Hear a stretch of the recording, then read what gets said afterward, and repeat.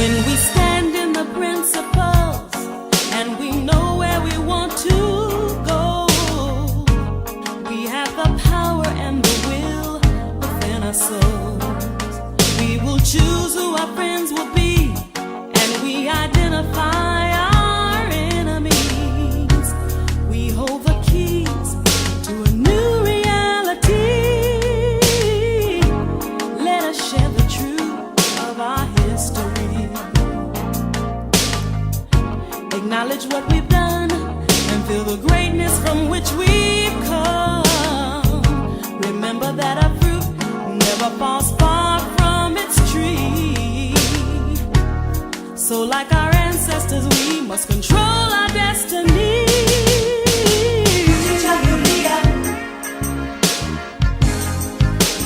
Self-determination. Self-determination. Self-determination.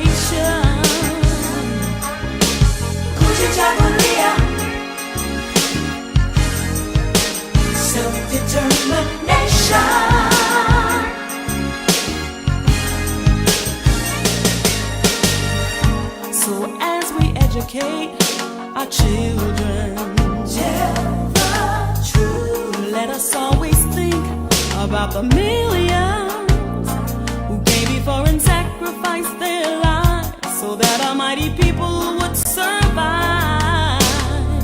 And the glory of our past we soon revive, yeah. Every day we face a challenge. You and I, our future's hanging in the balance. So we must do whatever can be done. We must not be dependent on anyone. That way we can be sure that our interests are secure.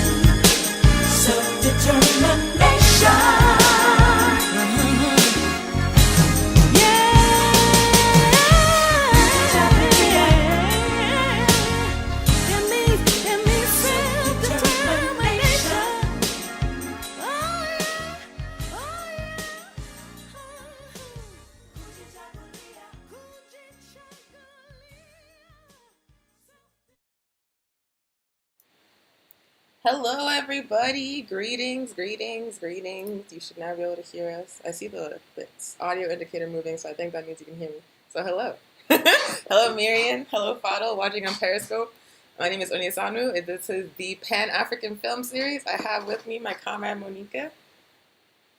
And joining us on the phone, we also have another member of New Mexico Chapter, Afro Phoenix. Hi, Afro Phoenix. Hello, everyone. Hi. Good to be with you. So we do this film series, the Pan-African Film Series, on the second Saturday of each month. We've been doing it for 2 straight years. Before the pandemic, we did it at Highland High School because we have a comrade that got us the hookup. But during the pandemic, we were like, we can't have people meet in person, so we started doing it virtually, and so this is the virtual Pan-African Film Series. Today, we have a very, very special film that we're screening. It's actually audio of a speech by Kwame Toure at African Liberation Day in 1983. So first off, who is Kwame Toure? Well, Kwame Toure was one of the founding members of our organization. the All African People's Revolutionary Party. He was also a member of the Black Panther Party. Also, when he was known as Stokely Carmichael, a member of the Student Nonviolent Coordinating Committee, and just an overall revolutionary African man, a man who dedicated his life to our struggle. He was in the South with SNCC, registering our people to vote, helping them organize for self-defense against white supremacist terrorism. He was in Africa working side by side with Kwame Nkrumah and Ture. He was building the All-African People's Revolutionary Party all across the United States and all across the diaspora. So this is a man whose entire life was about the African Revolution. His entire life. And he's speaking at African Liberation Day in 1983, which was the 25th anniversary of African Liberation Day. And for folks that don't know, African Liberation Day is a commemoration of the struggle for Pan-Africanism celebrated by revolutionary African organizations all around the world. It falls on May 25th of every year, which means it's coming up in just a few weeks, and that's why we're dedicating this episode of the film series to ALD, African Liberation Day. As we've mentioned on the weekly show, the All African People's Revolutionary Party is once again this year organizing an online ALD webinar. We're going to have speakers from revolutionary African organizations from the continent and diaspora. We're going to have solidarity statements. We're going to have panels of people who are active on the front lines of the movement for African liberation and against imperialism. It's going to be a great event. We're going to talk about it more in the discussion period. But without further ado, we want to play you this video. So again, we're screening a speech by Kwame Toure, a founding member of the AAPRP, speaking at the 25th anniversary of African Liberation Day in Washington, D.C. It's just going to be the audio of the speech, so if you don't see the picture moving, it's intentional. So you can have it playing in the background like a podcast while you do your chores or whatever you want to do, and just listen to the fire that comes from this man's mouth. And then before we play that, we have a 2-minute clip of Walter Rodney speaking at African Liberation Day in 1979 about why we need to identify as Africans. If you don't know who Walter Rodney is, he is the author of How Europe Underdeveloped Africa. He is another revolutionary African man who was unfortunately assassinated by imperialists. But he's speaking at an ALD organized by the APRP back in 79, followed by the speech by Kwame Toure. So if y'all have any issues hearing the program, because again, it's just going to be audio, not video, just let us know in the comments and we will correct it. Thank you so much. And then stay tuned after the movie is over for discussion with myself, Monica, and Afro-Phoenix. Negative attitude towards Africa. In San Francisco, on African Liberation Day, Brother Walter Rodney, an African historian, noted both the importance of African Liberation Day in terms of our African identity and some of the root causes for our problem of identification.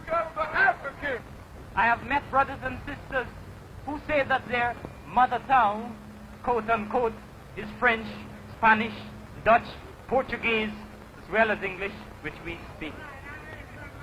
And because of this, we have a problem of identification. We do not know whom we are. And that is why this gathering is of great symbolic importance, because it is an act of identification. We are saying that we identify with the African people of the African continent. We are saying that we are an African people. And when we make this identification, have no illusions about the fact that this is a very revolutionary initiative. It is a rejection of every other form of identification which the white society has asked us to accept. Let me draw your attention to something which white universities and white libraries practice. And this is a university community. Numerous universities lie around this land. You go into their libraries and check the Library of Congress cards. Under Europe or European, you will find all entries listed concerning the continent of Europe.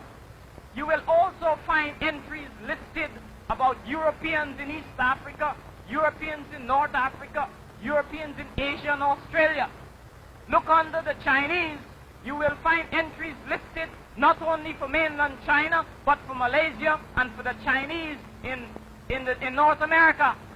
But look on the Africa and the Africans, the only entries on the Africans relate to the continent itself.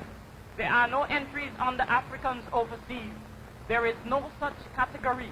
Africans who have been raped from the continent mysteriously disappear and become Negroes. For African liberation, Brother Kwame Toure.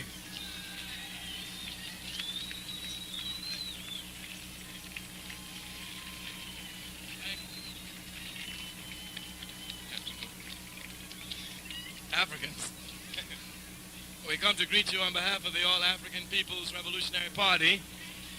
As you can see, this year our party didn't have much money. This year our party didn't have much time to organize African Liberation Day, but our party is trying to make it an institution. Consequently, our party says that we must begin to make Africans go to African Liberation Day like Christians go to church. Yes.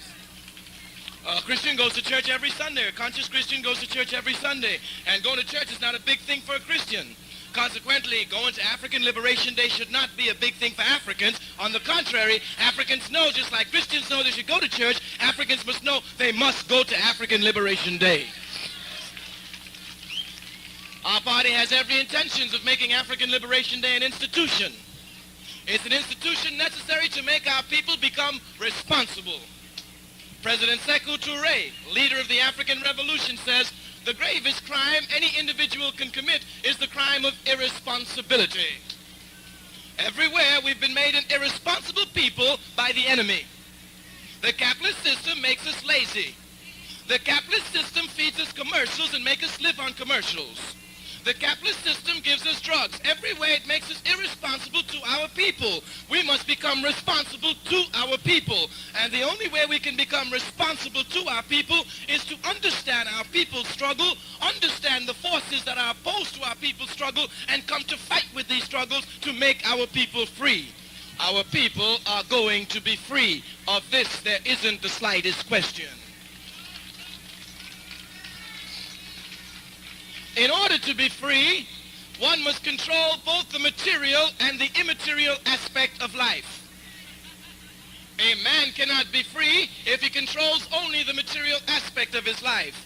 A woman cannot be free if she controls only the immaterial aspect of her life.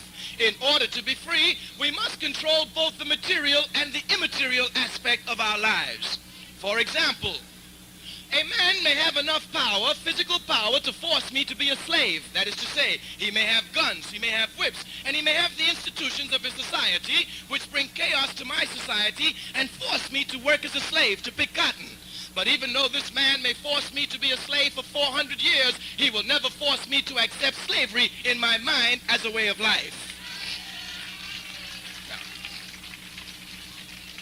We say in order for a people to be free, they must be in control of both the material and the immaterial aspect of life. Not only must we be in control of our resources in Africa, but we must be in control of our thinking. This is crucial. Some people get confused. Some people think if they have big cars, if they have big houses, if they control the material aspect of life, but they don't control the immaterial aspect of life, they're free. They're incorrect. Some think that if their mind is free, but their body is not free, they are free. They're incorrect. I've met many brothers. Brother told me, I was up in jail, brother, but I was free. I said, you were? He said, yeah. I said, were you behind bars? He said, yeah. I said, you were free. He said, yeah, they couldn't do nothing to my mind. That's right. Your mind might be free, but if you're in jail, your body is not free, and if your body is not free, you are not free. You're only free when your mind and your body is free.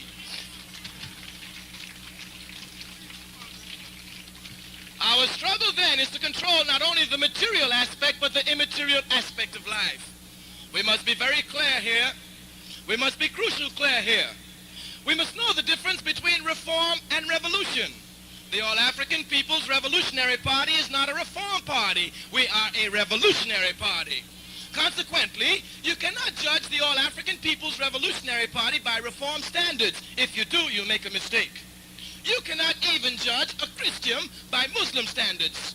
If you judge a Christian by Muslim standards, that Christian would be a bad Muslim, because Muslims don't drink. Christians do. One of the first miracles that Jesus Christ worked, he transformed water to wine. Consequently, if you're a Christian, you go to communion, you drink wine. But if you're a Muslim, you should not drink wine. You can only judge a Christian by Christian standards. You can only judge a Muslim by Muslim standards. You can only judge a reformist by reform standards. You can only judge a revolutionary by revolutionary standards. There's confusion everywhere. Some people are judging our party by reform methods. They expect us to do what reform movements are doing. Reform movements do not want to destroy American capitalism. They like America. They want a piece of America. The All-African People's Revolutionary Party doesn't want a piece of the American capitalist system. We want the destruction of the American capitalist system. Difference. Watch then now and you will see how this difference reflects itself in our material organizing. You will go today and everywhere you will hear people screaming about Reagan. They're saying Reagan did this, Reagan did that, Reagan, Reagan, Reagan. We of the All-African People's Revolutionary Party tell you honestly, this word Reaganism was invented by Wall Street to confuse the masses of the people. Our party's a revolutionary party. We don't come here to scream at Reagan. Why does it make sense to scream at Reagan? Even in evolutionary form of electoral politics, in 8 years, Reagan is going to disappear anyway. In 8 years, he will not be able to run. So all those who are screaming against Reaganism 8 years from now will have to find something new to scream about. The All-African People's Revolutionary Party been screaming against capitalism and going to keep screaming against capitalism until we destroy capitalism. Here then the difference is clear. We don't come here to talk about Reaganism. We come here to talk about revolution. Our people must be free. But in order for our people to be free, we must come seriously to work for the freedom of our people. Herein lies the great problem. Many of us want to be free. Many of us want to see our people free, but we just dream about being free. We think about being free, but we don't do nothing about being free. Consequently, if you just think about it, but you don't do nothing about it, it's better you think about something else, because you ain't doing that which you're thinking about. As a matter of fact, the only way you can really think about something is when you are doing it. The only ones who can truly think about working for the people are those who are working for the people. Only a swimmer can think seriously about swimming. A non-swimmer cannot even know how to swim, cannot conceive of thinking of swimming. Consequently, it is only those who are working for the people that can really think about the people. The situation must be properly understood. The line that we're pushing must be properly understood. We are saying that words cannot criticize action, and words cannot move the people to activity. It is only activity that moves the people to activity. A lot of people criticize the All-African People's Revolutionary Party. But we of the All-African People's Revolutionary Party do not accept criticisms from anybody if they are not organizing the people. I've been organizing the people for over 22 years consciously. Our party makes mistakes. President Sekou Ture, leader of the African Revolution, says the only party that will not make a mistake is a party that does absolutely nothing. Our party has made mistakes. Our party will make mistakes. Of this we know it. We're not worried here. We will stumble. The Chinese say to stumble is not to fall. It's only to go forward faster. Yes.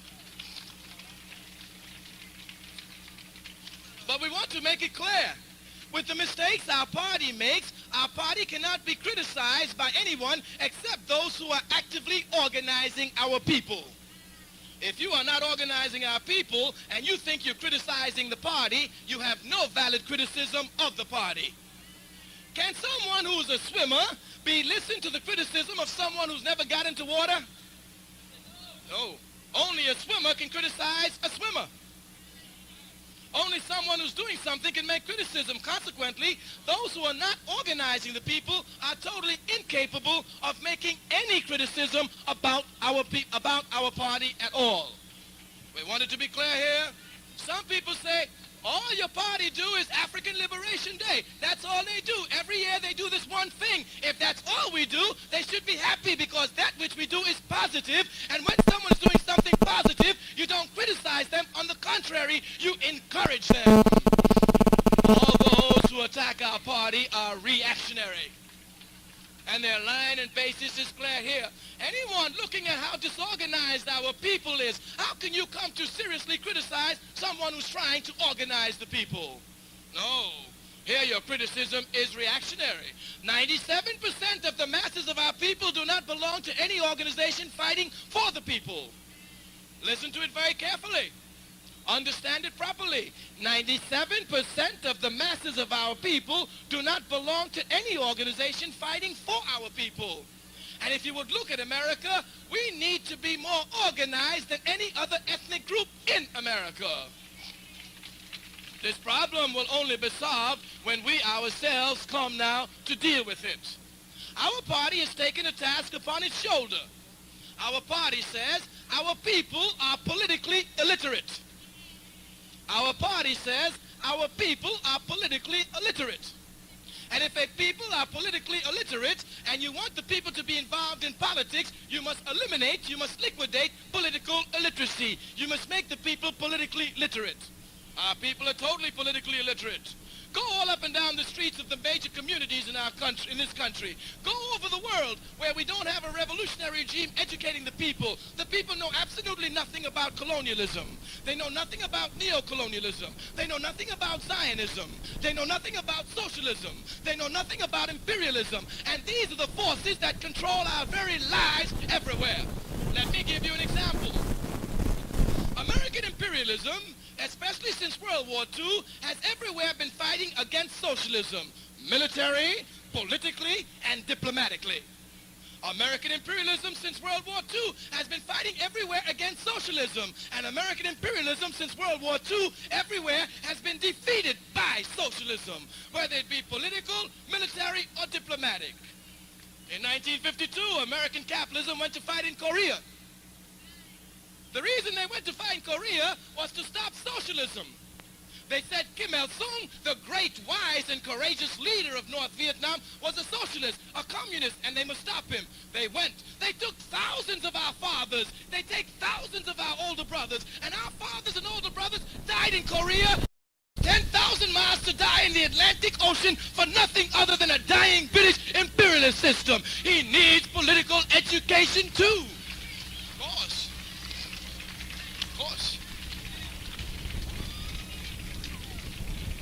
It is far better that one dies for principle than to die for nothing.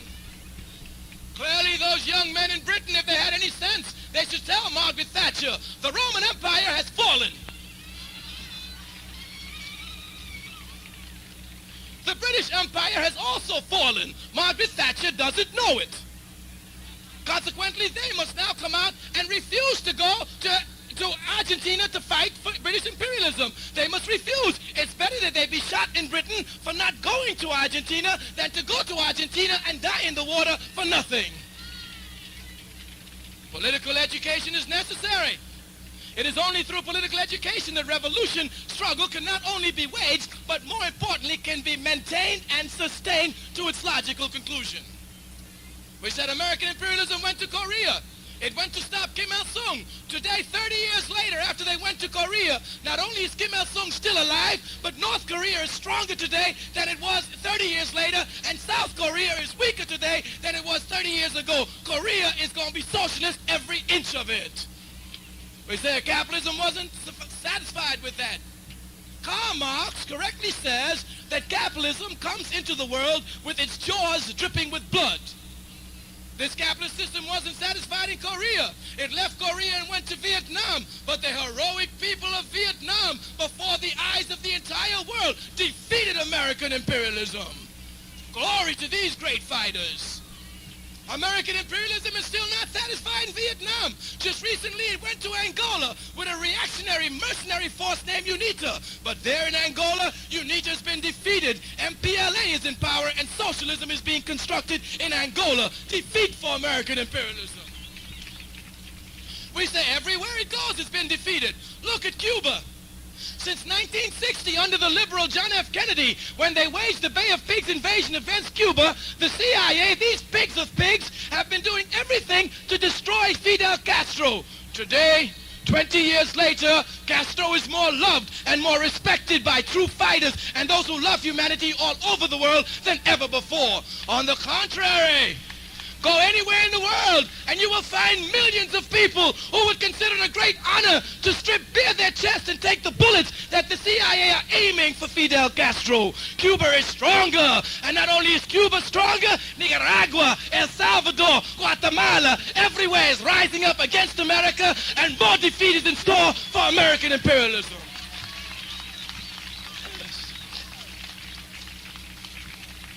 It is, we said, through political literacy that we become to see the problem. Any African in America who is politically literate would know that they got no business going to El Salvador, because American imperialism is going to be defeated in El Salvador. It's going to be defeated anywhere else it goes. And its final defeat is going to be delivered by none other than these African ragtag disorganizers, scum that they produce. We are the ones who are going to deal the final blow to American capitalism. It's only social justice. In order to control the immaterial aspect of our lives, we must think for ourselves. We must think for ourselves. The capitalist system controls our thinking. How we think about Africa, how we think about Reagan, how we think about everything is controlled by them. We must come to control our thinking. The only way we will be able to control our thinking is when we come seriously to sit down and control our thinking as a group, not as an individual. Our problem is that we all think that there are individual solutions to the collective problem we face. There is no individual solution here. The only solution is a collective solution. The only solution is the solution when we come together to think collectively to solve the problems that we face as a people. Look, everywhere you will see, people are fighting for their liberation, whether they want to or not. Look, everywhere. You will see everywhere, in every little corner of the world, the people everywhere are rising up against American imperialism. Consequently, it is our responsibility to be in harmony with these people working against the enemy. But the only way we can do that is as an organized force. The All-African People's Revolutionary Party has been since 1967 attempting to form a united front in this country among the African groups, from the NAACP all the way to the Republic of New Africa. We have not been successful, but we will not stop.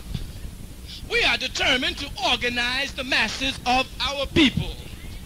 And even if we do not organize the masses of our people, at least we will make the contribution to our people's struggle that we must make. This here is the issue that a lot of people miss. They think that the only time they must come to struggle for the people is when they hear the bugle blows. I saw a brother the other day. I said, my brother, what you doing for your people? He said, man, I'm down with the people. I said, are you ready? He said, brother, I'm down for the people. I said, brother, what organization you in? He said, I ain't in no organization. I said, well, brother, how you down for the people? He said, don't worry, brother. Once the bugle blows, I'll be there. Everybody knows that the only way you can answer the bugle call is if you've been training in the army as a group. So once the bugle comes, you know where to go, where to get your gun, and where your place is in your battalion. We must be organized. As a matter of fact, the real problem is these people who say this don't want to do the work necessary for liberation. They just want to enjoy liberation without doing the work for liberation. This is a capitalist thought. This is a backward and stupid thought. Of course, capitalism itself encourages us not to work. The one who does the least work and gets the most profit is the most intelligent. This is a backward and stupid thought. A conscious human being doesn't seek to consume more than they produce. A conscious human being knows they must produce more than they consume. Consequently, those of us who will really make a contribution to the people's struggle is not those who come when the bugle is blown, but those who've helped to make the bugle, those who've helped to build for the bugle. And even if we die before the bugle is blown, we've made a greater contribution than those who come haphazardly when the bugle is blown. Our people must be organized. Our people must be organized. This atmosphere, this milieu which the party has been fighting everywhere to create is the same. We do not come to argue with others. There's another group in New York, a group which is a white group, which is having African Liberation Day. We're not even fighting with them. We have passed that. African Liberation Day will be controlled only by Africans. There is no more discussion on that. None.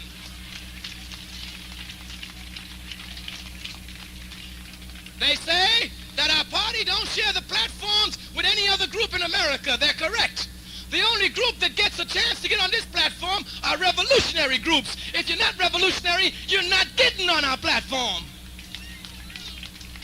And the only way we define you as revolutionary is when you're struggling against capitalism. We will never let any African who supports capitalism to come up here and tell our people to vote for this one, vote for that one, or do this, do that. No. When you come here, African Liberation Day is revolutionary. It's revolutionary activity, it's revolutionary content, it's revolutionary enthusiasm must be safeguarded, and it can only be safeguarded by a revolutionary party. Consequently, the All-African People's Revolutionary Party tells them all, no reactionary group will ever control African Liberation Day. How can you have African Liberation Day and come to talk about Reagan? Stupidity. Clear stupidity. Even our people know nothing about Africa. They know everything about that movie actor, and instead of even educating the people, you come to give them more noise about the movie actor instead of educating them about Africa and the African Revolution. Our people must be organized.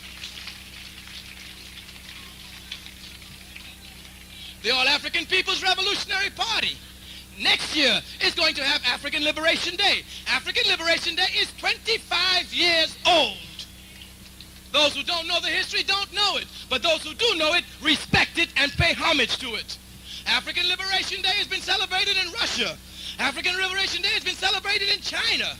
African Liberation Day has been celebrated all over Africa. It's been celebrated all over the Caribbean, and it will continue to be celebrated. After next year, our party is not going to have one African Liberation Day. After next year, we're going to regionalize. We're going to have 5. And after a few more years, we're going to put African Liberation Day everywhere there is an African. We're not a reform group. A reform group comes only to deal with material issues. They come to get a better house. They come to get a better job. They come to get a better car. They come to get a better apartment, but they don't come to think better. Consequently, you can get a brother, you can get a sister who's out of a job. Go fight for them to get a job. They fight against the capitalist system, but once they get the job, they support the capitalist system harder than those who never were out of a job.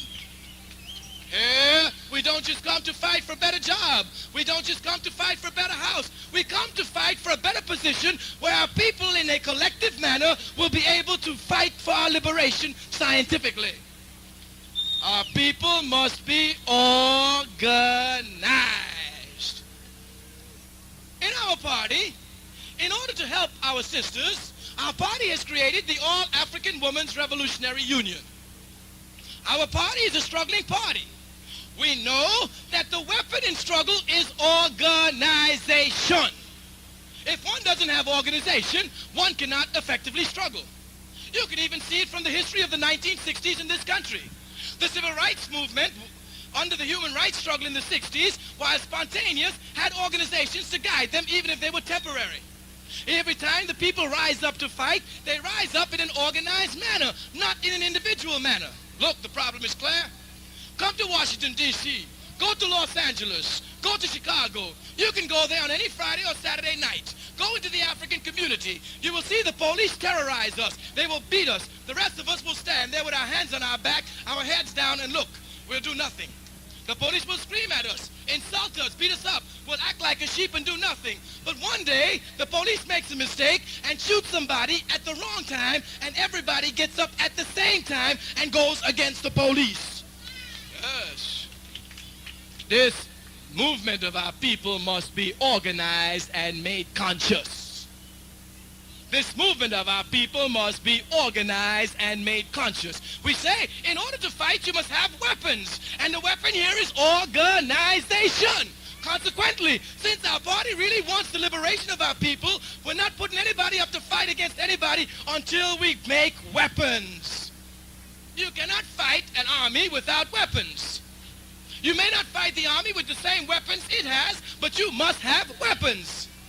We cannot fight anybody without the weapon of organization. To ask one of us, without organization, to go and fight against capitalism is like asking David to go against Goliath and not give him a slingshot. At least we must have a weapon. Let it be proper. The weapon that we are making is a weapon that we ourselves are making. This weapon of organization can never be manufactured by any great multinational weapons distribution. No. This weapon can only be fabricated by the African people. people. This weapon must be made, molded, and have our characteristic. It must answer all our needs. This weapon is our weapon, and we must come to make this weapon for the masses of our people.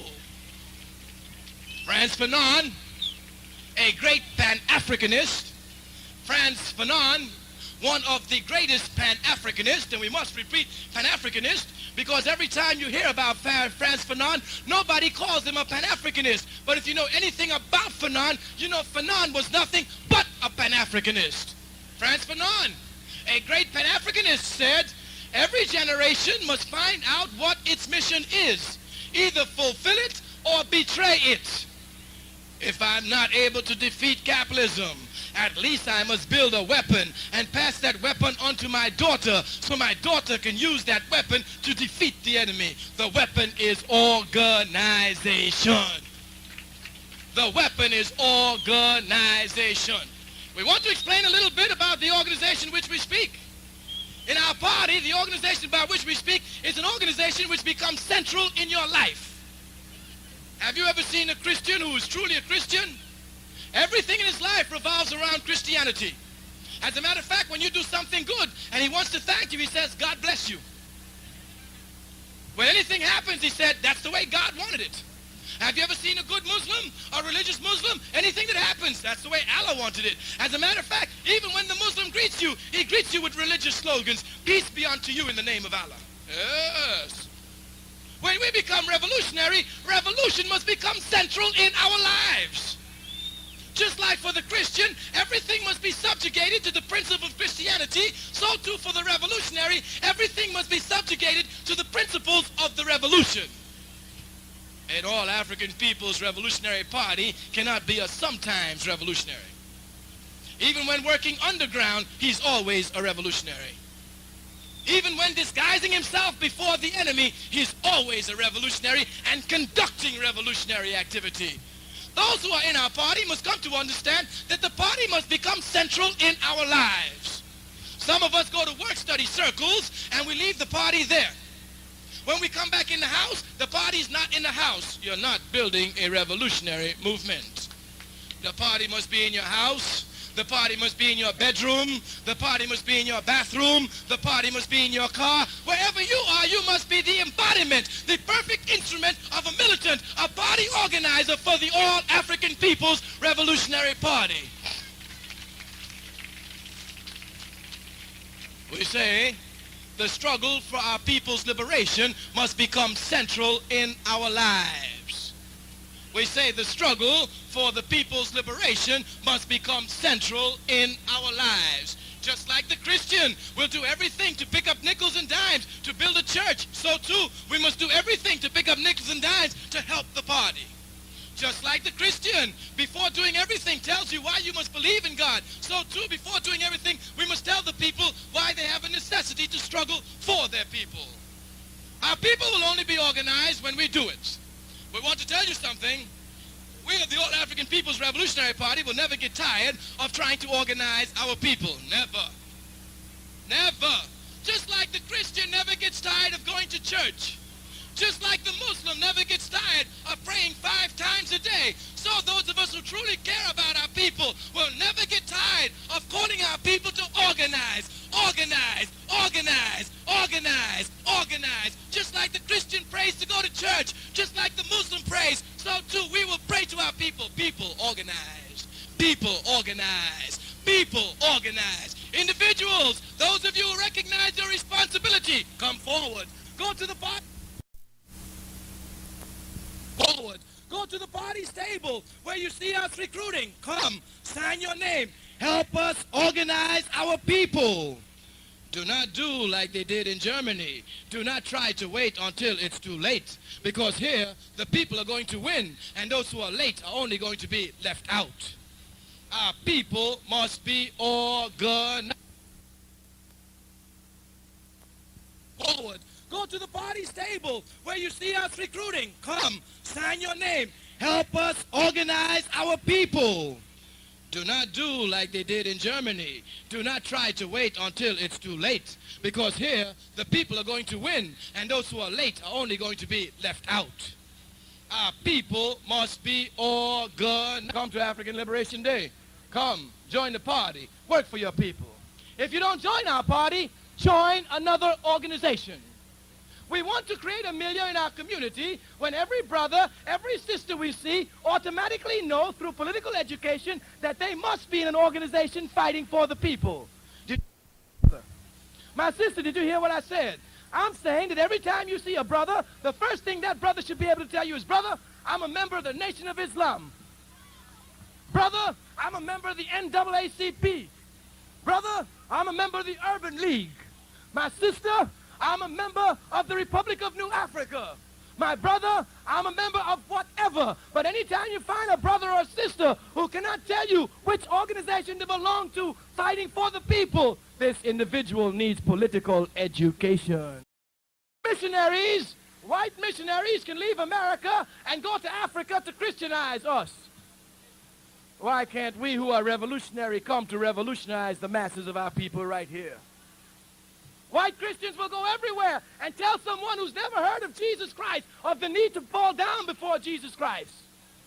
When our people have all these problems, what's the difficulty in us coming to tell our people that they must come and work for the revolution? Revolution is based on objective and subjective conditions. Even if the people don't want revolution, the patterns of history which have already been made are leading the people to revolution. Consequently, all our party is saying is that we must come and live up to our responsibility. Our people will be free. They will be free only through organization. Our people must be organized. Those of us who are organizing the people will never get tired of organizing the people because we get our strength from the people. But let it be properly understood. While our people are totally disorganized, our party cannot be properly organized. Our party must reflect our people. But the job of our party is to become more organized as we seek to organize the people. Consequently, inside of our party, party militants must pay more attention to little details. Our party has so many problems. In our party, we have people who won't work with each other because they don't like each other. And both of them said they come to work for the people. This is stupidity. This must stop. Our people are disorganized everywhere. The few of us in the party who come to say we want to organize the people, if we fight each other, it's only the people who suffer the more. We must stop it. We must come to find functional working unity. No, on the contrary, we must look to Kwame Toure. He says it. He says a revolutionary must make even reactionaries work for the revolution. Consequently, when you come to work for the revolution, when you come into the revolutionary party and you find a reactionary, your job is to make this reactionary work for the people against his will, against his intention. It is only when you're doing this that you're truly being revolutionary.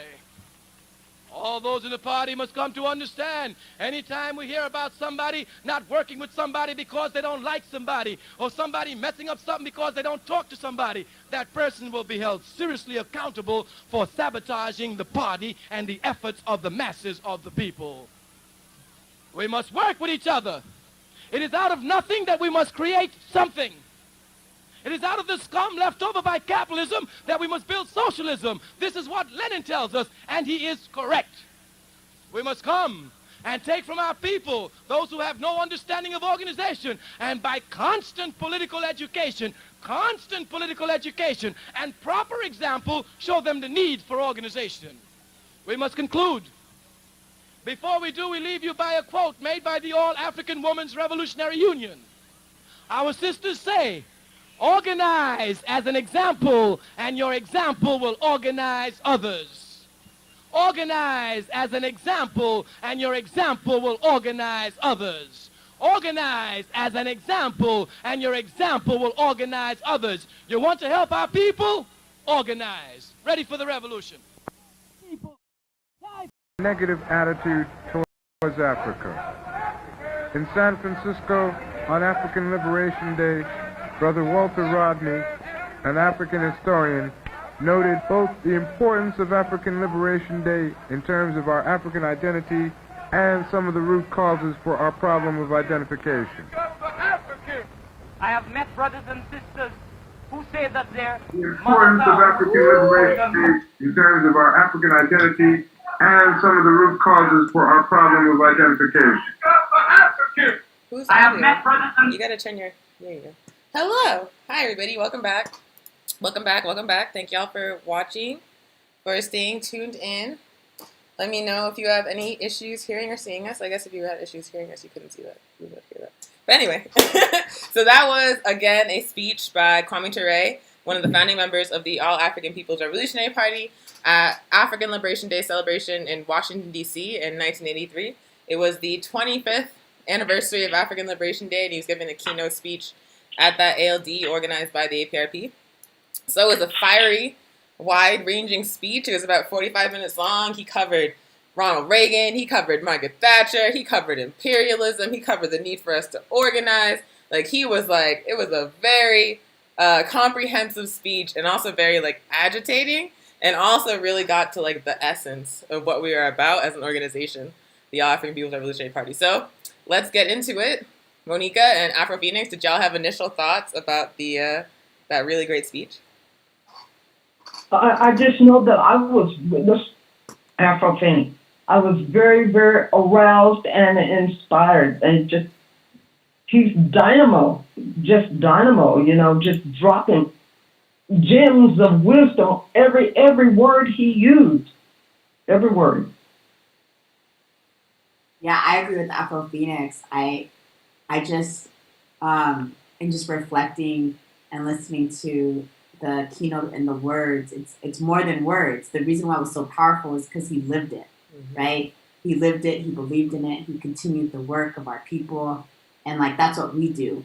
And so I think that's my third time listening to it, and every time I hear new things. But I really appreciated him unpacking reform versus revolutionary, and what the purpose of our role is and our responsibility as Africans to our people here and wherever we are. And so I'm glad Avery got to listen to it, with me this morning. And, he was just all into it, because that's just how fire Kwame Toure's keynote for African Liberation Day was. So definitely I want to live up to all that's being said in that speech. Actually, before we get deeper into the discussion, I wanted to give some context about what African Liberation Day is for folks that may not know. If you are APRP affiliated in our orbit, then you most likely know, but you might not. You might be tuning in for the first time. So, African Liberation Day is a permanent mass institution in the worldwide Pan-African movement. As an institution, it is stronger today because the masses of African people are stronger, and African Liberation Day is their day. As a day of work in the area of political education and organization, African Liberation Day reflects the fact that we have not obtained our freedom, and thus it is a day to reaffirm our commitment to Pan-Africanism, the total liberation and unification of Africa under scientific socialism. At African Liberation Day, we also deepen our understanding of other just struggles for liberation and affirm our role in the world socialist revolution. African Liberation Day has but one direction forward to a unified socialist Africa. It is growing as the level of awareness about Pan-Africanism and the primacy of Africa grows. It is growing as a progressive and revolutionary organizations grow. And lastly, it is growing as the masses make increasing victories across capitalism, neocolonialism, racism, and Zionism. And then just some history very briefly. African Liberation Day was founded in 1958 when Kwame Nkrumah convened the first conference of independent states held in Accra, Ghana. Kwame Nkrumah was, of course, the first democratically elected president of the first nation to gain independence from European colonialism in West Africa. That nation was Ghana. They gained their independence through a mass movement of the people. Kwame Nkrumah was one of the leaders of that movement with the Convention People's Party. After he came to power, he said Ghana's independence is meaningless unless the rest of Africa is free. And so he eventually wrote the Handbook of Revolutionary Warfare. We call for the formation of our political organization. So at this first conference of independent states, which was April 15th, 1958, the leaders declared it Africa Freedom Day to mark each year the onward progress of our movement for liberation, and also to symbolize the determination of the people of Africa to free themselves from former domination and exploitation. And then, of course, in the decade after 1958, imperialism went on an all-out attack against the liberated nations of Africa. Kwame Nkrumah's government was overthrown by a CIA-backed coup. Many African leaders were assassinated and overthrown. And so eventually, Another conference was called on May 25th of 1963. 31 African heads of states convened a summit meeting to found the Organization of African Unity, a body that would have unified struggling people's organizations or struggling African nations struggling against colonialism and imperialism across the continent under one banner. So at that conference, they renamed African Freedom Day African Liberation Day and changed its date from April 15th to May 25th. And May 25th is the day that ALD is celebrated all around the world by revolutionary Pan-African organizations. And so the APRP is hosting an African Liberation Day webinar on May 25th, which is a Tuesday this year. And we're also sponsoring in-person African Liberation Day celebrations in Ghana, in Guinea-Bissau, and in Kenya so far. So that's just some context. Anyway, back to the speech. So one thing that really stood out to me, because it reminded me of like very recent political history, is when he was talking about Ronald Reagan. And he was talking about how people are like anti-Reaganism, hell focus on Reagan. And he's like, we're not trying to do that. We're not trying to focus on Reagan because he's going to be out of here in 8 years, and then someone else is going to come in, and that person's also going to be that. The problem is the system. And the reason why that resonated for me is because of what we just experienced with Trump, where he was like the focus of a lot of organizing, and now he's like gone, banned from Twitter and Facebook. It's like he died. He's just like gone. And you know, all of a sudden, like all these people that were like hella mobilized and hella active are kind of asleep. So yeah, did that resonate for y'all as well? Oh yes, indeed. Yeah, I agree. It resonated when he said that. I was just thinking about how that's been done with like multiple presidents, right? It's like a repeated thing that happens. That's the emphasis. That's the concentration versus the system versus capitalism, because it's the same thing no matter who's in power. Especially, I saw it. You know, I wasn't really like I didn't really pay attention to like presidencies as much, but Trump, it was loud. You know, it was really, really loud. To me, even compared to Bush. You know, I grew up when Bush was president. So it was just really loud. It was always about Trump, not about like the system in general. And then like as soon as Biden got in there, all of that went away. Like I remember he did that deportation, he signed the executive order for the deportation moratorium. And then as like I think like the day it happened, they deported a plane full of like unaccompanied children back to Haiti. And then that continued, and they said like the deportation moratorium would have no effect on it anyway. And then that continued, and it got to the point where within like his first 100 days, he had deported more people than Trump in that same time period. But it was just like not on the radar. And then they like reopened a child detention facility, which is like kids in cages, and people were like, sleep. Like, you know what I'm saying? Like he just like doubled down on the worst, like some of the worst Trump policies, and no one really said anything. I agree. Yeah. And what's talked about, it was like glossed over, you know, even when you would bring it up. And I'm like, what's the difference? You know, because people made it about a person versus about the issues that are at hand. Right. And like Kwame Toure said, this, sorry, go ahead, Afro Phoenix. I was just going to say that they undercover, they cover it over and make it seem that everything is the opposite, but in the undercurrent and in actuality, the same thing is happening. It's just that Trump was more out in our faces, and Biden, they just was turned the volume down. Yep, absolutely, that's a good way of putting it.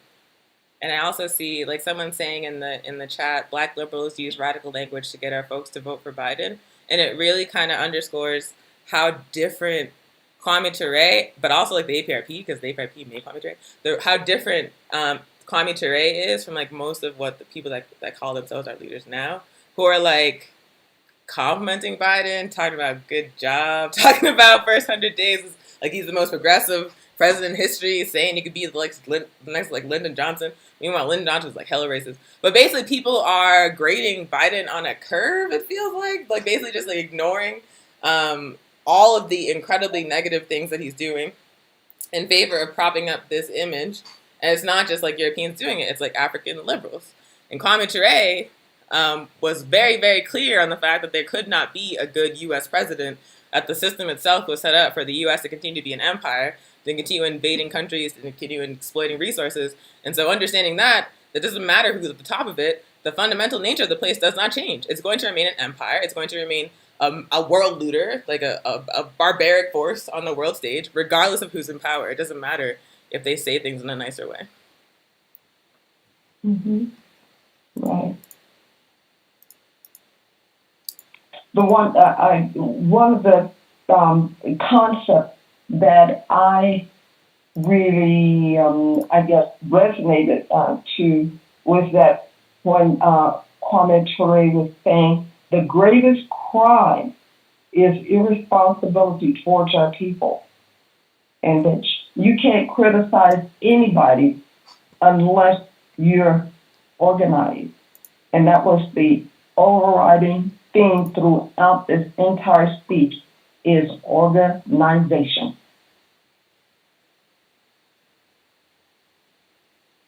I agree. I really appreciate it.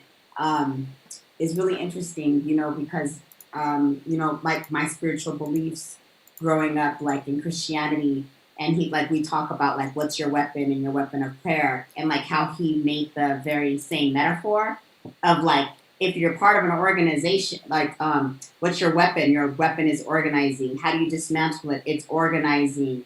How do you do it? It's collective solutions. So I really appreciate it, like making like the way people's own spiritual beliefs of how they hold on to it like with so much faith and what their practice is, and that's what your practice should be, like as a member in AAPRP, like what are you doing wherever you go? And it was really interesting to me how he talked about like how critical it is for all of us as Africans to be part of an organization, to be in the movement. And it goes to what you were saying, Afro Phoenix, because the irresponsibility of us to not fight for our people and what that means to our people. So that was really interesting to me, that he sees that all of us should be involved. And I agree, but it was just really interesting to me. Like I'm really processing that, what that responsibility is, like our ancestors did that responsibility, and what we have for us, like generations to come. Like even if we don't see it in our lifetime, we're still responsible for like building and contributing to the movement. And I just appreciated it, and I'm really reflecting on what that means and what that looks like, and how do we get that message out. I guess that's the question. Like, how do we get that message out to Africans, no matter where we live? Well, one thing, so like we say join an organization to this day in APRP, like I'm very sure you've heard Ajama say it. You've heard me say it probably like every time I've spoken in public. I've heard y'all say it. So like it's something that we definitely got from Kwame Toure, but it's something that we repeat as like part of our messaging, because we want to make it a mainstream understanding that if you are not active in an organization fighting for African people, you're on the sidelines of this fight. At best, Kwame Ture used to say, if you're not active in an organization fighting for your people, then you're working against your people. So that's like the worst case scenario. But like we do that intentionally to like drive it home to people, and we're also like not prescriptive about what the organization is. And he said something very, very similar in the speech. We're not saying that like if you don't believe what we're trying to do and what we're trying to do in the APRP, then join the Nation of Islam. Join the Republic of New Africa, he said. Join Black Rose. Join IWW. Like join or start an organization of your own. Like we don't make determinations about what the organization should be. We're not trying to tell people what to do beyond saying you have to be active in an organization fighting for your people. And what that organization can look like is incredibly broad.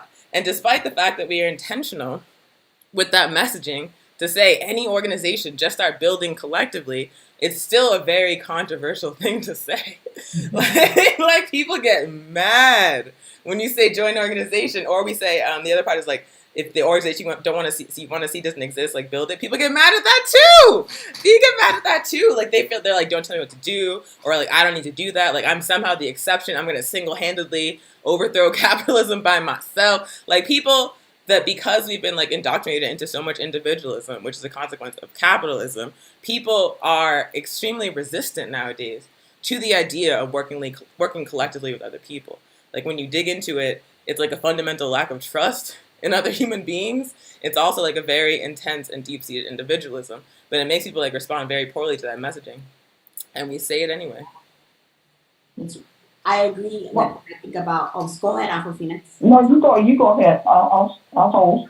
I was thinking about how that reflects the individualism. Like, I think Kwame Toure even said this in one of his speeches. Like, he started naming like so many revolutionary leaders, and every single one of them was part of an organization. Yep. So I don't know where we have like pictured like an individual dismantling capitalism. That makes no sense. Like, an individual didn't build it. Like, how can an individual dismantle it? And so I also think about, I lost my train of thought. It was around organizing. It'll come back to me. Go ahead, Afro Phoenix. Well, the thing that I was thinking about, the statement, what he just said, control of both the resources and our minds, not just one aspect, because it's not a whole, it's not complete. When we use the example of the guy who was saying, well, brother, he says he's behind bars, but his mind is free. And Kwame Toure assured him that he was not free because he wasn't in control of his body. Yeah, so you're free when both mind and body are free, he said. And the other idea was reform versus revolution. And I really have come to understand that at a very deep level now, is that we don't want to just, chip around the edges and mold stuff around the edges. We want to tear the whole thing down. And just piggybacking off what you said about our mind body being free, like I think about Kwame Nkrumah, like it couldn't just be Ghana. It had to be all of Africa. It had to be everywhere. So it can't just be like us as an individual. And that doesn't exist anyway. It has to be all of our people being free. And I remember my thought now, I think of two things about how people react or when we're sharing during an organization. So it's that individualism, right? And then I also think it's guilt, right? Like they're feeling a form of guilt, even though that's not what we're sharing. There's no guilt sharing at all. We're just sharing information of like, how do we call in our people because we have this responsibility. And so there shouldn't be any guilt because that's not what should be associated with it. It's what do we want for our people? Our people are suffering. Our people are oppressed. Our genocide, name it, it's happening to our people. And because we know this is happening, what do we do? So we can't be on the sidelines. That makes no sense. We're all connected. We're all people. We're like, no matter where my people are, they're all connected to me. So there's no reason to sit on the sidelines at all. We have to be in the fight. And if you're not in the fight, I could see like Kwame Toure said that about it's just counter-revolutionary anyway, you know, which is even what reform is, right? It's counter-revolutionary. I really like when he said how he put it, like organization is a weapon. I feel like that's what people don't get. Like, we're not saying join an organization to make you feel bad. We're not saying join an organization because we think we're better than you because we're an organization. We're saying join an organization because our people are not free, and organization is how we get free. Organization is our weapon. We are up against an empire. We are up against a global capitalist economic system, which is stealing from Africa, which is exploiting our labor, which is destroying the very substances that we need to survive as a species. And the only way we are going to take it out is if we are organized on a mass basis to take it out. It's only going to stop if we stop it. So, like, it's not about feelings, to be quite honest. It's about what we need to do on a practical level to change what's going on. Like, literally, like, the world is ending under our feet. And the only way we can stop it is if we stop capitalism. And the only way we stop capitalism is if we're organized. It's a very pragmatic piece of advice to an organization. Like, we want to live. So organize. Yeah, organization as a weapon is, like, great. I'm going to start saying that. So we usually don't think of a weapon as a concept of a joining together. We generally think of weapon as something that is, let's say, materialistic, material. For example, guns, knives, clubs, that sort of thing. But the real weapon is the mass conjoining of the masses, It's the individuals, the bioorganisms themselves, not something that's manufactured. And that's the most powerful weapon of all. Because if we look at the history of our people's struggle for liberation, if you look at, for example, the Haitian Revolution, where the Africans in Haiti did not have weapons. They had to steal the weapons they had from the colonizers and then turn around and use those weapons to defeat more colonizers. They fought off 3 imperialist European powers at the height of the strength of those powers in order to win their liberation while severely outgunned. But what they were not was out-organized. If you look at the example of Vietnam, if you look at the example of Guinea-Bissau, if you look at the example of Cuba, in place after place after place, you see these like a collective of people rising up on a mass organized basis and defeating an empire. In the case of Cuba and in Guinea-Bissau, successfully resisting that empire for decades. Like, the United States is the most dangerous empire on the face of the planet. It is directly attacking Cuba on a constant basis, and Cuba is still free.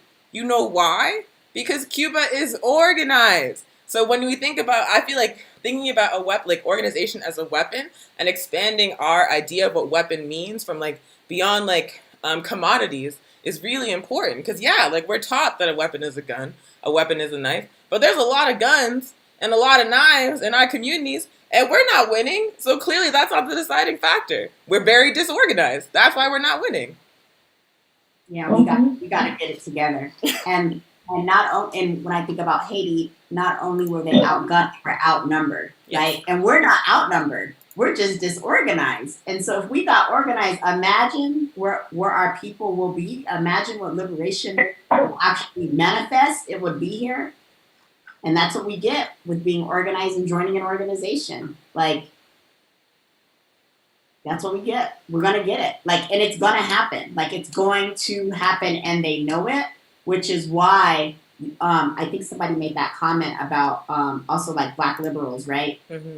Like being pushed to, they're pushing like this African agenda for Africans to vote for Biden. And they were pushing as if like voting, and Kwame Toure said this as well, voting will not lead to our liberation. Like, voting has existed for hundreds of years, and our people, they're still doing voter suppression. Like, literally, I can't recall what state just passed some voter suppression legislation, because that's what the intent will be. The system will always work against us because that's what it was built. Like, why are we putting our faith in this system that doesn't care about us at all? And every time they pass laws, most of the time it's not even hidden. Like, it's out in public, and it's like, here's a racist law, racist. Like, I'm going to do everything to oppress you, and I'm going to show you I'm oppressing you, and then there's the little subtleties that happen. But most of the time, it's right there. It's out in your face. It's very clear. And that's not that's not going to help our people. That's not going to help us. That helps a little bit of the middle class, petty bourgeois, but not much. But it doesn't help our people for real as a collective. Yeah. I recall, this is Afro-feminist again, remember I asked you in San Luis, I said, well, this is back during the period before the election, and I asked you about that, about voting. You said it wasn't going to make a difference anyway, whether you voted or not. Right? Yeah, I know. So the thing also that that I recall so powerfully is that this struggle must be constant everywhere in your life, always in your bedroom, in your living room, wherever you are. That constant struggle and adherence to the ideology of Pan-Africanism must always be uppermost and central in our lives. Yeah, that part was really powerful for me because it definitely like rings true in terms of like the journey I had in the APRP, like becoming more responsible, becoming like consistent, truly understanding the ideology, which is like a constant process. It's like, that's why we are in work study for the rest of our lives, because it's like a constant process of learning. what we need to build a revolution. But like, yeah, like just hearing that you have to live what you believe in every part of your life, like not just at work study, but like at my day job, like in any space I show up, whether it's a Pan-African space or not, like just like walking around in the world on dates. So like, it's very, like it's like it's like 24/7, 365. Like that's the point that we have to get to, because that's what revolution takes. It's like everybody dedicating themselves entirely to the fight to be free. So that's what it takes. How do you feel about that, Malika? Yeah, that's real.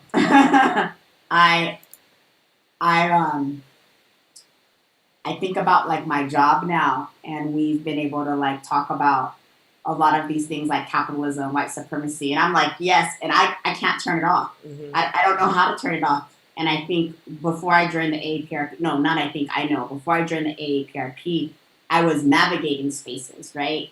So I was navigating spaces, know when to say stuff and know not when. And now I disrupt spaces. Like I'm there to take all the space and disrupt space.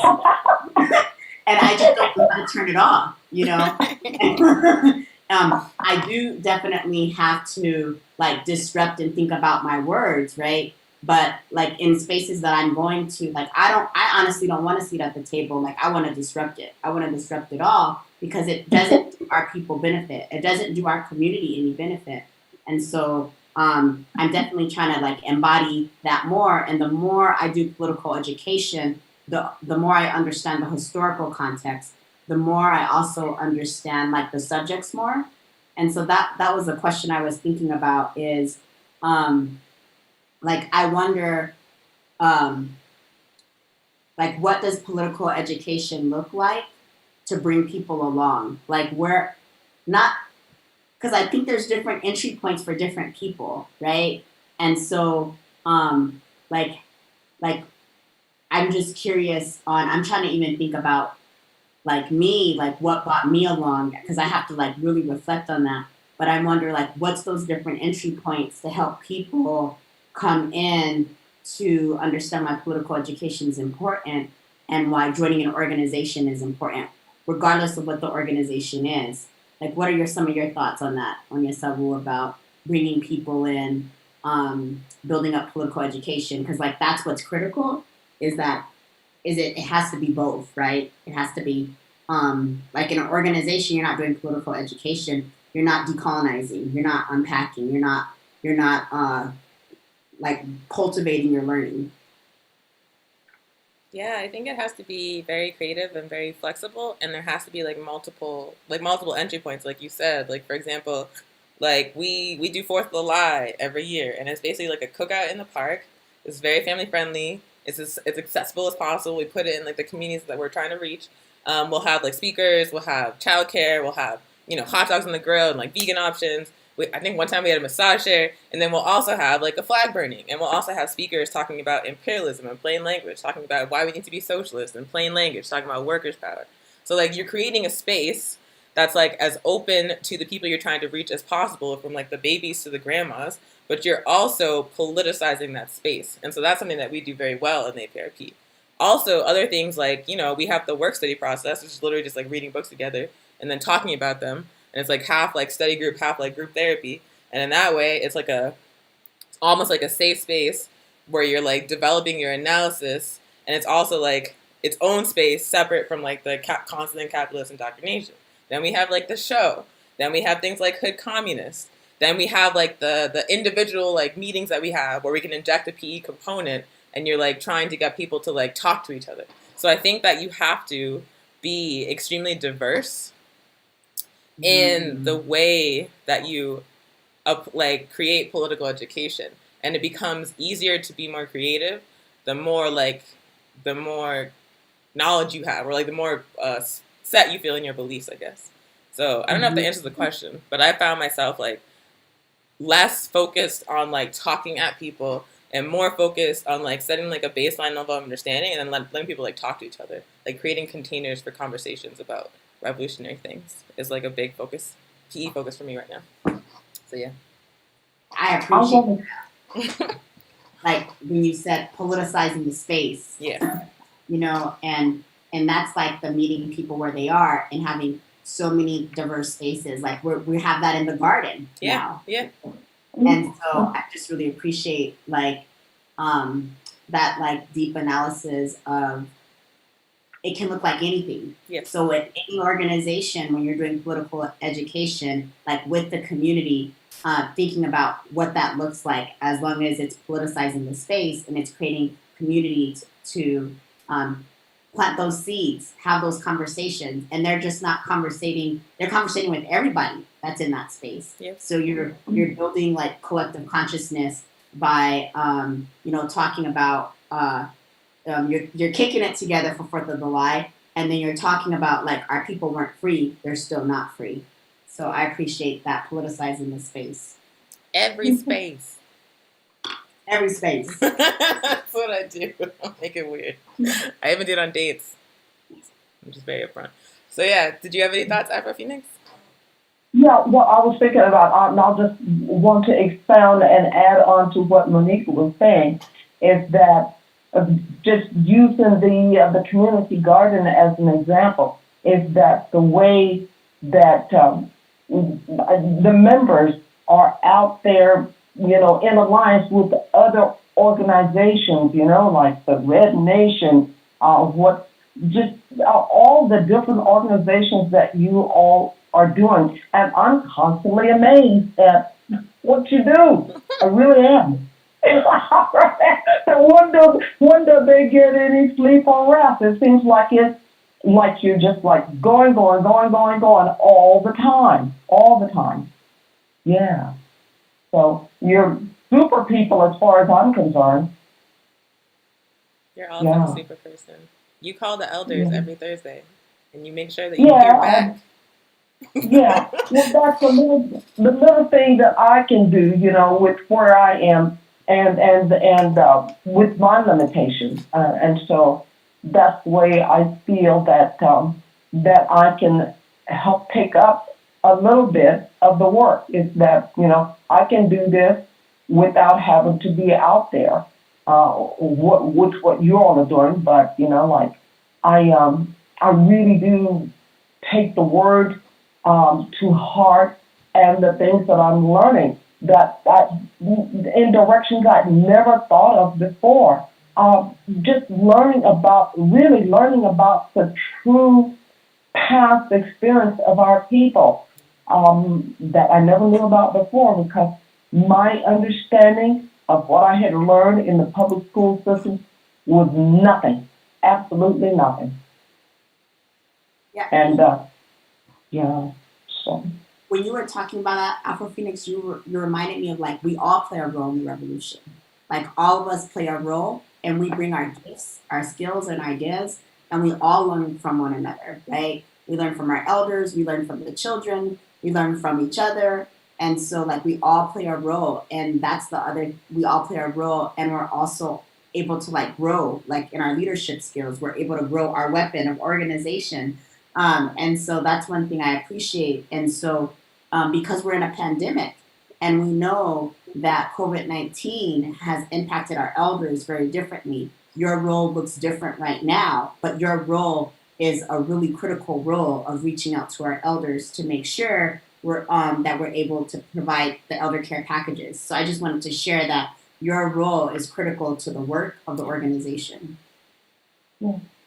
Well, thank you. Another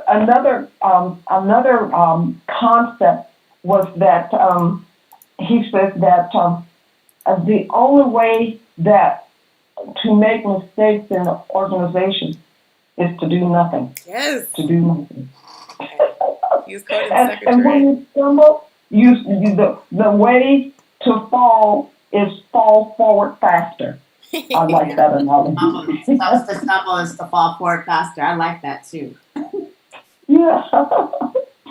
I really and he said, there's no valid criticism is by someone.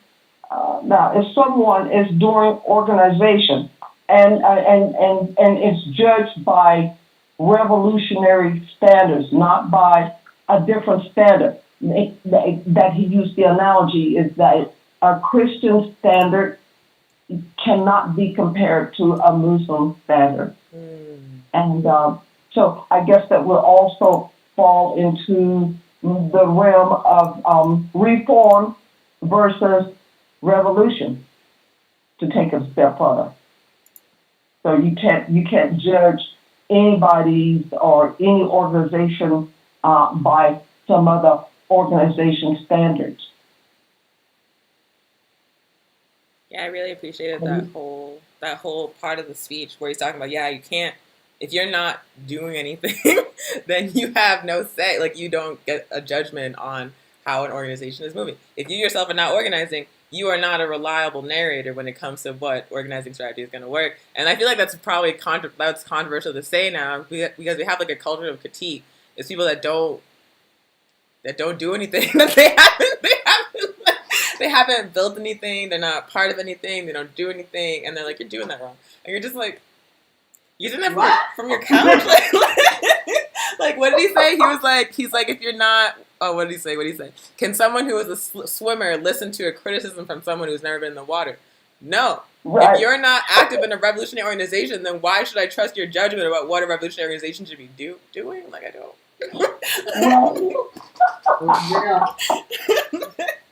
I appreciate it. Like we do constructive criticism, we do collective criticism, we do collective praise. That's and that's critical to like who we are and part of like, I'm gonna say it again, the weapon of organizing. And so there's no such thing as a perfect revolutionary. Yep. Like there's no such thing as a perfect organization. We are gonna make mistakes, right? And we learn from them, right? We learn from those mistakes. We grow. Like everybody, I know I'm imperfect for sure. Like I'm gonna learn. I'm gonna grow. Call me in if I need to be called in. Only if you're organizing. I'm just joking, but not. But and so like I appreciated that because I even get to talk to like other organizations, and they're talking about like their structures that they're doing, or new things that they're doing, and we're able to like share ideas, right? And like what's good about that is like we're able to be vulnerable with each other, right? And there's no judgment. There's no judgment because like we're values aligned and we're just trying to grow. We're trying to grow and learn and like, oh, what structure do you do if this happens? What structure do you do if this happens? Or within the organization, like how do we build things that don't exist? Because over time, like right now we have like within APRP an anti-patriarchy group that didn't exist, right? That exists now, right? When APRP started, it didn't have a women's wing. It started later on. So like things grow and evolve, right? And so the only way we can grow and learn is to have those like internal conversations as well as external conversations with groups that are working on revolutionary practices, especially if they're African. Yeah. And I also appreciate, like I always appreciate an understanding of revolution as a process of all of us. Like we are figuring out how to do this as we go, which means that we are obviously going to make mistakes. Even like the revolutionaries that we admire the most, Kwame Toure, Elaine Brown, the Black Panther Party, the Convention People's Party, they made mistakes. Like the people like under like up against like remarkable odds in incredibly stressful and traumatic circumstances, of course they made mistakes. So like I appreciate that understanding that it's like human beings making revolution and human beings make mistakes. And also that like that's not, it doesn't mean that we're not revolutionary if we mess it up. It means that we have to learn from that mistake and do better. And then like also an understanding of revolution that I really appreciate as an ongoing process, a protracted process. It's going to take a long time. That's like built up over time. That requires like sometimes moving 2 steps forward to move 2 steps back or 3 steps back. That understands that we are like building an entirely new world on a collective basis. That we are trying to recruit as many different kinds of people as possible into this work, which means it's going to be slow. Like I just I very deeply appreciate an understanding of revolution that acknowledges that mistakes are going to happen and that's okay as long as we learn from them. And that also acknowledges that it's a process. It's not just like a moment, but it's like a long-term process to build the movement we need to liberate ourselves. And it actually reminds me of this article that I just looked up. So when we when I went to Cuba with the Venceremos Brigade, which is a solidarity delegation to Cuba, before they brought us there, they took us through like a political education curriculum. And the reason why they did that is because they did not want to bring a bunch of people from the United States who didn't know anything about Cuba but lies to the island to cause havoc. So they just basically just like inoculated us a little to the best they could virtually before we got there.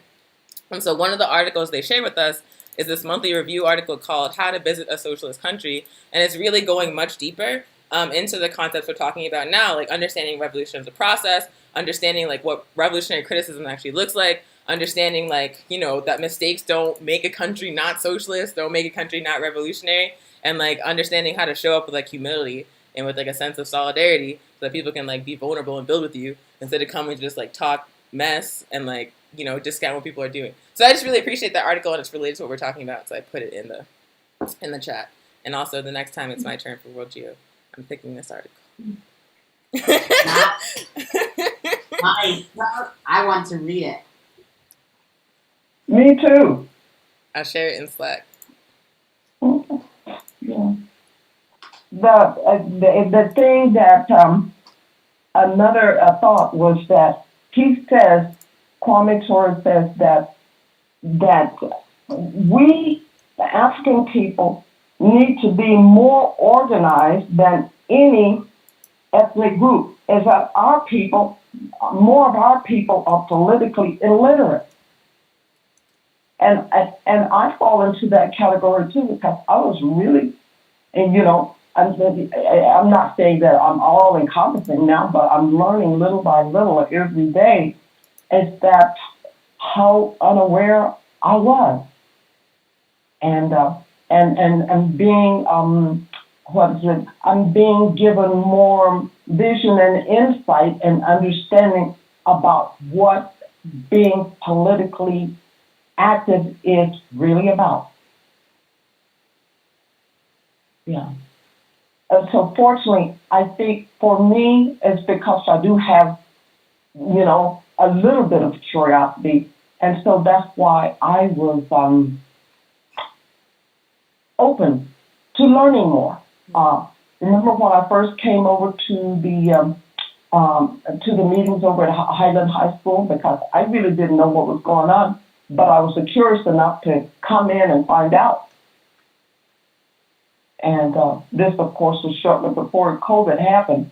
And then the situation changed pretty much all around the world, and so we had to go into safe spaces, physically safe spaces, to protect ourselves, and other things about wearing masks and staying distant from people as far as we know what to do. But I didn't know, but because of the curiosity I had, I came in to find out. And I wish more people had some minute sense of curiosity to find out something, rather than being closed-minded. We talk about that Afro Phoenix. I think that was like my curiosity growing up here. Is like something's wrong. I can't figure out what it is, but something's wrong. And like this society wants, because of individualism and capitalism, tries to make it seem like it's our fault, like it's our fault, like it's our fault around poverty, around housing, around unhoused, around food insecurity. And I just knew something was wrong.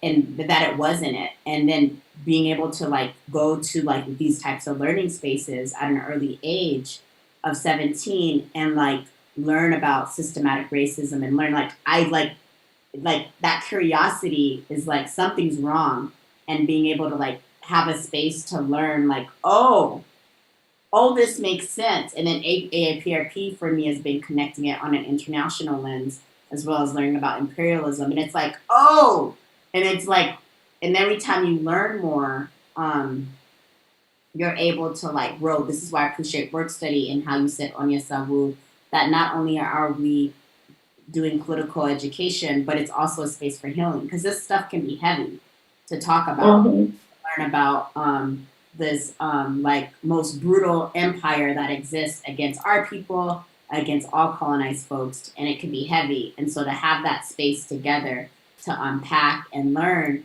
is so critical and so important to do. And so I think those spaces are important that we create in community as well as spaces that we do with us, because we're conditioned to think it's our fault. Or also, like, one thing that I see that happens is like, there's this push, like to push to get out the hood. No, I want to be in the hood, but the push is like, you can't succeed because of your community. I think that's another reason why people don't necessarily join organizations, because they're like, I succeeded in spite of my community. In spite of all the negative things that were happening in my community, I succeeded in spite of it. And that's the narrative that society pushes. And I think about, no matter all the deficits that were in my community, name it, it was there. My community cared for one another. Like, my community literally resembled a community of care. No matter what was going on, like, I literally dropped out of high school, everything was happening, and only because my community was there to help me, I am who I am today. Like my ancestors, my community. And so I think we have to combat also that push of people can't succeed because of our communities. Like, we are community. That's how we're going to succeed together. And beyond the definition of succeed, I shouldn't have used that word, but liberation. We're going to liberate together, right? And our communities are whole. Our communities aren't broken. Our communities are in trauma. Our communities are struggling. Our communities are hurting. That's not because of us. It's because of capitalism. Right. And so we have to stop blaming us, and we got to start healing together and moving together. Yeah. In the process, becoming stronger. Yeah. Yeah. Another thing that Kwame Toure said, and it reminded me of when we reviewed the film. I love this film, is Farihanya, when she was saying that when you leave, what do you leave behind? And she said, our name. I remember that distinctly. And here, what Kwame Toure was saying is, if you're going to die, don't go and die. For example, go to Korea and die fighting other people of color for the benefit of imperialism and empire. So what he says is, when you die for, it's better to die for principle than for nothing. And that's why I tied those two together, and that's what they reminded me of each other. Yeah. That you leave behind a name, or you die for principle versus nothing. Speaking of leaving things behind, a quote that I really loved from the speech is, he says, if I am not able to defeat capitalism, at least I must build a weapon and pass it to my daughter to defeat the enemy. The weapon is organization. So he's acknowledging, at the time he gave the speech, he was probably in his 40s, maybe his 50s. And, we don't live forever. All of us are going to leave this earth at some point. And so understanding that, what we are fighting to build, a revolution, is a long-term process. And we might not live to see the fruition of that. But Avery might, or Camille might, or or Malik might, you know what I'm saying? The work that we're doing now is not for us. The work that we're doing now is for all the people that came before us and all the people that came after us. And even if we don't live to see the end, we're still passing something on that can be used to win. So I just really, again, it's an understanding of revolution as a long-term process. It's an understanding of revolution as protracted and trying to elevate an entire society, entire people. It takes a long time, and it's fine. Yeah, but then also to the point of our people, he says our people are politically backward, or however he put it, which can off top feel insulting, but it's just an honest assessment of where we're at. The speeches of 1983, and I would not say that our people are more conscious now than they were in 1983. They are less prone to take nonsense from Europeans, but in terms of that's a positive, but in terms of our understanding of what's happening to us, but there's still a lot of confusion. there's still a lot of focus, for example, on like celebrity or like pop culture and media, and that oftentimes drives our understanding of our not only our conditions but our relationships to each other. There's like a lot of people who put like a lot of our people that put a lot of faith in the electoral system and putting like African faces in these positions of power, and then still being confused about why those Africans are not moving in a way that's going to support us as a people. Like there's still a lot of like investment in the system that became more that was like exacerbated by Obama. It's almost like at its peak post Obama, with African people identifying with the U.S. instead of with like the massive African people around the world. So there is like a lot of confusion because our people don't have like been intentionally confused by capitalism, by imperialism, by colonialism, to like blame ourselves for our problems, like what Mika said, and not understand like the larger structures that have to be destroyed in order for us to actually be free. So it's like not an insult when he says that our people are politically backward or politically illiterate. It's literally just an honest assessment of where we're at, and we can't understand how to move forward unless we're honest about where we're at. That reminds me, Antonio, of when we did the study on Kenya, where they wanted to come in there with a COVID, and they didn't want to take responsibility of any harm that they might cause the Kenyan people. They wanted the government to take responsibility, and so what we know, everybody knows by now, is that, and I'll use the word, is that when capitalists come, they come with fangs dripping blood. Yep. And I just like that, the picture that I get from that. Whenever they come with ill intent. Always, always, always. Always.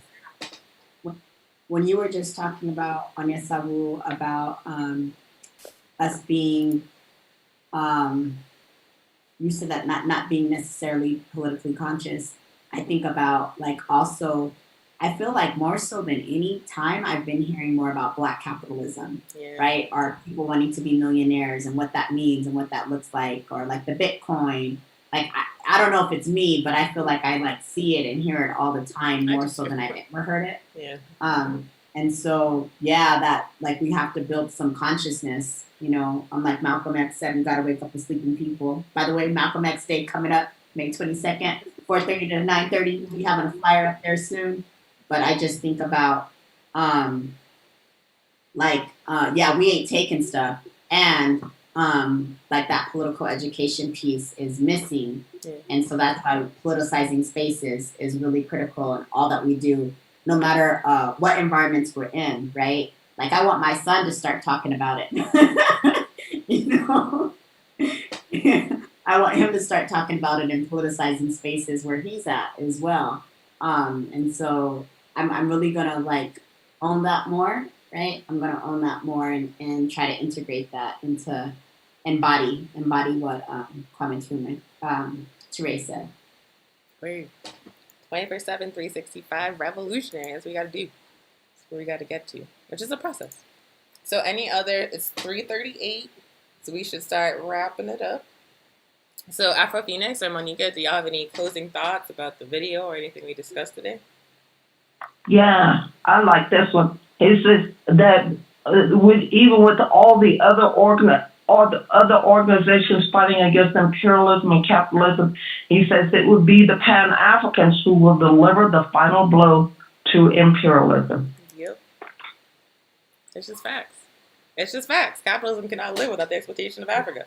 Once African people are organized and unified and we fight back against imperialism, it's going to be a wrap. It's going to be a wrap. Capitalism cannot function as a global system without stealing from Africa. Once we take it back, that's it, capitalism. I can't wait.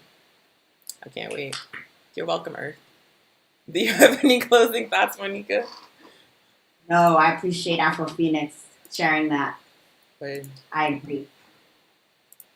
So as we mentioned, we showed this, or we screened this audio of Kwame Toure's speech today because this month is the month of African Liberation Day. The APIP is organizing an ALD commemoration on Tuesday, May 25th, as well as, I believe, an additional program on Sunday, May 23rd. You can visit the AfricanLiberationDay.net website To get more information about those events and also information about how to register, we're also in a moment going to share a flyer that contains the times and call-in info for anyone that wants to attend. We definitely encourage you to attend. We're going to have panelists featuring speakers from revolutionary African organizations in the continent and the diaspora. We're going to have entertainment performers performing conscious music and poetry. We're going to have awards given to Africans that have been showing up for the liberation of their people on the front lines. It's going to be a great celebration. It's going to show you that the APRP is truly a global organization. We are in Africa, we are in Europe, we are in the United States, we are in the Caribbean, we are in Canada. Soon we will be in Central and South America. So we're everywhere, and you will see that on African Liberation Day. We want to thank y'all so much for joining us. This has been the Pan-African Film Series. Once again, we do this on the second Saturday of each month, which means that we will be back in June. And in June, we are showing The Spook Who Sat by the Door. Yes. Yes. So I looked that up and I was like, nice. So The Spook Who Sat by the Door is, of course, the fictional story of the first African to join the CIA, who used the knowledge he gained in the CIA to help organize an African revolution. It is an incredible movie. It is also about to be remade into a television series by the director of Empire, Lee Daniels, and I guarantee you that man is not going to do it justice. So if you want to see the original film before the remake ruins its memory, then come through to the film series on June 12th at 2 p.m. Mountain Time on the same platforms you are watching it on right now. And now I'm going to say goodbye to you, and we're just going to play some music from our comrade Chabaduka in the Chicago chapter, and we're also going to display some flyers for African Liberation Day in Ghana, which you can join virtually, and then the worldwide APRP African Liberation Day webinar. Thank y'all so much for joining us. Bye. Hello. Bye. Check. Atom. Reloaded. Atom. Reloaded. Juni. Ha. Yawa Krum. Yawa Krum. Rasta Fuwa Krum. Rasta Fuwa Krum. Yawa Krum. Para Fuwa Krum. Para Fuwa Krum. Yawa Krum. Fresh boys, fresh girls. Fresh boys, fresh girls. Yawa Krum. Boy, Mami. I'm Shafe. I'm Kwajalami. Yawa Krum. Rasta Fuwa Krum. Rasta Fuwa Krum. Yawa Krum. Para Fuwa Krum. Para Fuwa Krum. Yawa Krum. Fresh boys, fresh girls. Fresh boys, fresh girls. Yawa Krum. Boy, Mami. I'm Shafe. I'm Kwajalami. Yawa Krum. Me wo krum. Asha wata so dia yan shimbo. Me jimani, me kunko. The lions den, chata boom. Don't try me, me tribom. Harof wo ye fie ni samampo. Ye sheshia, ye di bebo money the back sika shake koto kuom. I get them before, no be property. Ipe niya ye intimate sympathy. Manum pisha, pasho, nanatachi. Alomo kasa prepo when the dry daddy. Ye wo krum bisa kubabu, ene taju. Ye too dope, untimate ye mugu. Ye disi kapudo, send jabe tususu. It's a blessing na, I let you know. Rasta Fuwa Krum, Rasta Fuwa Krum, Yawa Krum. Para Fuwa Krum, Para Fuwa Krum, Yawa Krum. Fresh boys, fresh girls, fresh boys, fresh girls, Yawa Krum. Boy, Mami, I'm Shafe, I'm Kwajalami, Yawa Krum. Rasta Fuwa Krum, Rasta Fuwa Krum, Yawa Krum. Para Fuwa Krum, Para Fuwa Krum, Yawa Krum. Fresh boys, fresh girls, fresh boys, fresh girls, Yawa Krum. Boy, Mami, I'm Shafe, I'm Kwajalami. Them times if I'm in the manti, Friday night, a boy and Natch it, forget to was it. And if I not saw just mama son tonight, I will groom. I was so come magazine. Yeah, born to a yo salamujin. And now join your table, bitch, feeling free. Last time pensa, one roll nicodine. And you dope. When you see car, you the joke. Guess if I was broke, cause coffee, I broke. Work hard on the low. Anything for the dough, like check the dough. Come at once, wording, I'm wording. I'm only too strong to me, I'm wording. And then them will get that's what I'm saying. You can ask about me way back, I don't sing. You will groom. Rasta Fuwa Krum, Rasta Fuwa Krum, Yawa Krum. Para Fuwa Krum, Para Fuwa Krum, Yawa Krum. Fresh boys, fresh girls, fresh boys, fresh girls, Yawa Krum. Boy, Mami, I'm Shafe, I'm Kwajalami, Yawa Krum. Rasta Fuwa Krum, Rasta Fuwa Krum, Yawa Krum. Para Fuwa Krum, Para Fuwa Krum, Yawa Krum. Fresh boys, fresh girls, fresh boys, fresh girls, Yawa Krum. Boy, Mami, I'm Shafe, I'm Kwajalami, Roma Yende. Ya bro kweke, so ready asa, so do fun sa man pusese. Today be today, obi aje ni pay. Sister Aisha, yan shisha, no cocaine. Oh, new generation. Money belongs to the youth. Some build mansions, others they drink pepper soup. What be the action? You for look sharp, don't be thief. Millions and thousands. Let's be one and just forget the beef.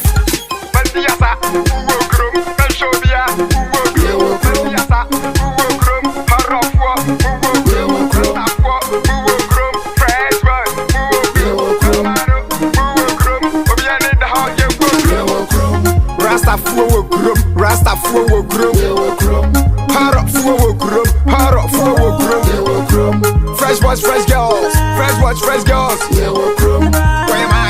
I'm Trafe, I'm Kwajalami. Rasta fuwa krum, Rasta fuwa krum. Haro fuwa krum, Haro fuwa krum. Fresh boys, fresh girls, fresh boys, fresh girls.